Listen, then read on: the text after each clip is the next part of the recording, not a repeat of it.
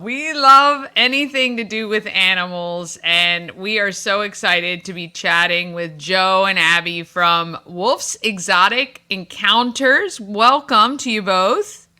Thank you for having us. Oh, yes.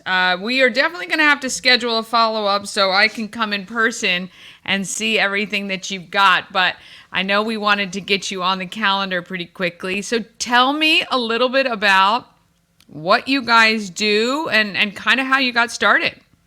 So I like to tell people we're the crazy reptile people of Western Maryland. Okay. We kind of do a lot of different things. So we do reptile education with our programs and shows where we bring out our animals to like birthday parties, events, those types of things. But we also do more on the backside as well. We've done rehoming assistance. So a lot of people come to us, and we don't have the capabilities to be a rescue right now.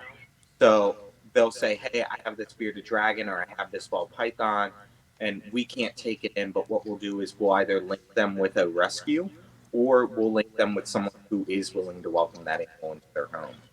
Uh, we also do education and consultations. So someone can come to us and say, "Hey, I got a bearded dragon. I have no idea what I'm doing.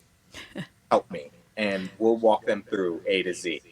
Yeah. I'm wondering how many parents come to you with that when their children are begging for, those cool reptiles and things like that. We haven't had a few too many take us up on it, but we're hoping that that changes as we continue to grow. Yeah. Yeah. So you guys are a real great resource for people in the reptile world. So how many reptiles do you guys have there? Give me 1 second. So we got 1, 2, 3, 5, 6, 7, 8, 9, 10, 11, 12, 13, 14, 15. Yeah, 15. Nice. And what is that made up of? So we have everything from small lizards to big lizards, small snakes to big snakes. We also have one tarantula that we didn't include in the count, but she's kind of a personal pet. I love it. I think our smallest snake is probably about 18 inches. Our smallest gecko, probably you'd say goose is how big? 6 inches. Yeah, like 6 inches. And then we have our 6 foot boa on the other end, and then we have our 4 foot tegu. So we kind Yeah. of have everything in between. Yeah, yeah. When I lived in California, my roommate's friend had a python, and he would drive him around in his car. He would sit in the front seat, and he would be let out in the yard. It was the craziest thing I ever saw. The head on that thing was like this They big. we Yeah, would he was love to about have 16 feet long. Yeah, we would I love to always have wonder what it. happened to that. But yeah. So have you always loved snakes and lizards and reptiles or? Yeah, I mean, Yeah. so it all started back when I was about 13 or so. My cousin had won the little green lizards that you win at the carnival. They're called Oh, green. yeah. And she had no idea what she was doing, but she knew that I loved animals. And she was like, "Hey, if you want him, he's yours." Um, and that was kind of my gateway reptile. I started with that, and then I just kind of spiraled out of control from there. Now, when you were a kid, what did your parents think about this kind of obsession? I was raised by my grandparents. They're very kind of the mentality of a good snake is a dead snake, unfortunately.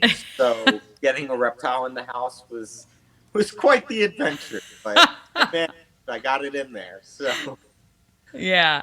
Look, I think once, I think, and I can even admit, probably, well, certainly as a child, having an aversion, especially to snakes, I think that's probably one of the biggest things, and spiders.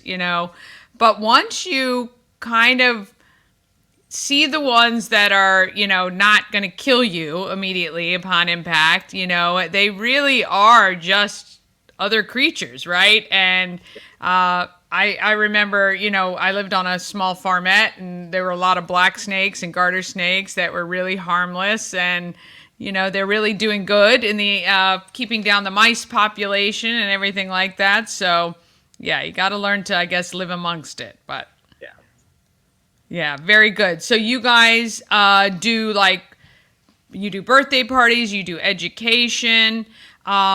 What is like a typical birthday party setup for you guys? Or are there different packages? The only difference is going to be mainly length of time.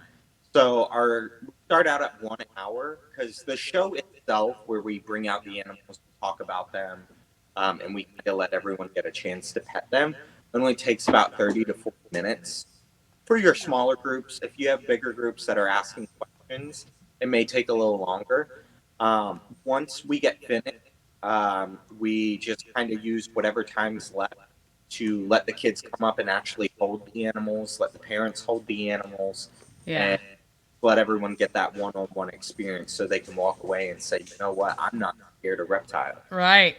I mean, I do think it's really important to that kids have exposure because, again, I think we build up a huge fear in our head from movies and all this stuff that these, these animals, all they want to do is eat us whole and all that when it's really not the case at all. So do you have any venomous snakes that for yourself, or they're all non-venomous? They're all non-venomous. State of Maryland actually doesn't allow us to keep venomous snakes. Oh, I did Uh, not know that. yeah, Okay. she's not too keen on the idea of venomous snake in the house. The only one that we have that is venomous would be our hognose snake, but it's venomous in the same way that a bee. As long Right. as it's not Right. allergic to the components in its saliva, you're Yeah. perfect. Yeah. Very cool. I didn't realize about the venomous. You can't have a venomous snake. That's interesting. What is the coolest animal you've ever had over the years of doing this? She has a favorite. It's our grilled dragon. We're still working with him. He's just a little guy, and he kind of thinks the world's big and scary. So he hasn't made an appearance on our programs yet.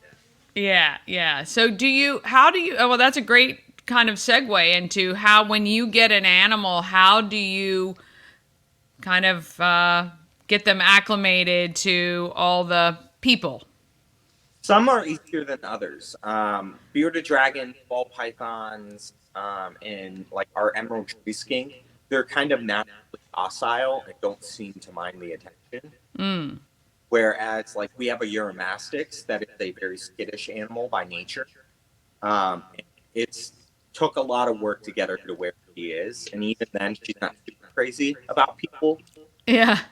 But she tolerates it enough that we can get her out, we can show her, we can kind of talk about her. Then we say, okay, we're going to put Venus away. Yeah. Yeah. I feel the same way some days, so that's all good. Yeah, yeah, we all have those days. Do you have anything close by that we can see? Yeah, we actually wanted to bring out a few for you. Awesome. So, do you want to get Garnet? I'll get Bean. Oh, that's right. So one thing is we can't handle them for about 48 hours after they eat, and it just allows them to digest it. Oh, yeah, fair enough. For the snakes. So I was going to get one of our smaller guys out. So first we got Wasabi. Wasabi Aw. is our skink. He's one of our smaller guys, but he is incredibly curious. We love him and think he makes a great pet because he actually will throw himself at the enclosure. We walk by to say, "Hey, hold me! I Oh my. want to interact." And when he does get out, I mean, he is a force to be reckoned with. He is just constantly exploring. Oh, look at him. Oh, he just looks so shiny. Oh. So I'm gonna put him back, and Miss Abby's gonna bring out Garnet, Okay. which is our boa. There you go. All right. Aw. So this here is Garnet. Garnet's our boa. Aw. Stopper. Everyone loves the big snake, and we love her to death. She's How do the cats feel about the snakes? we have mixed feelings. The cats do anyhow. Actually, down. Our one cat who is a rescue that was taken off the street, He does not like the snakes at all. We don't know if maybe he had a bad experience. Maybe. Whereas the ones that we've gotten from kittens, they don't really they don't really mind them. Yeah. Oh, She just swinging around. Yeah, I know. checking things out. Yeah. So how old is she? She is about 4 or 5 years old. We got her from a rescue. So her complete information isn't exactly known. Right. Crazy. Crazy girl. Aw. She's pretty. She's gorgeous. Yeah. I like her markings. Now, are they all different? Like, if you had two boas, could you tell them apart? Yeah, so we actually do have two boas. We have one right now that's in quarantine under medical care. She was a neglect situation that we took in, and she has a lot of different patterning and markings. Yeah. She's a little more on the tanner side, where Garnet here is more on the gray. Or I'm sorry, I don't know the colors. More of a brown side. Yeah. Yeah. Yeah. Very good. You're like my husband. There's 16 colors. It's either brown. I'm going, is it camel? Is it tan? Is it khaki? It's like it's brown. All right. So people can book you for, I'm assuming, schools and daycares and camps as well as birthday parties.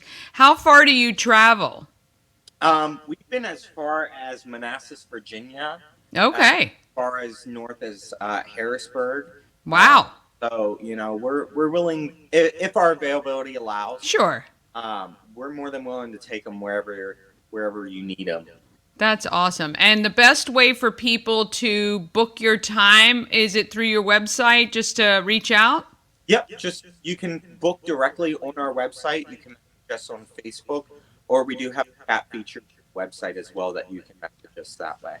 That's fantastic. If there was one thing you'd want everybody who's watching to walk away knowing about Wolfe's Exotic Encounters, what would that be? I don't want them to think of us just as a business. I want them to think of us as a major resource. We have our paid education aspect of things, but we also are going to give a lot to the community. We do our husbandry consultation, where we go over and say, hey, this is how to take care of your animal. We do that completely free of charge. And that's kind of our dedication to making sure that these animals get what they need. So we just get people to think of reptiles and on us whenever they need help.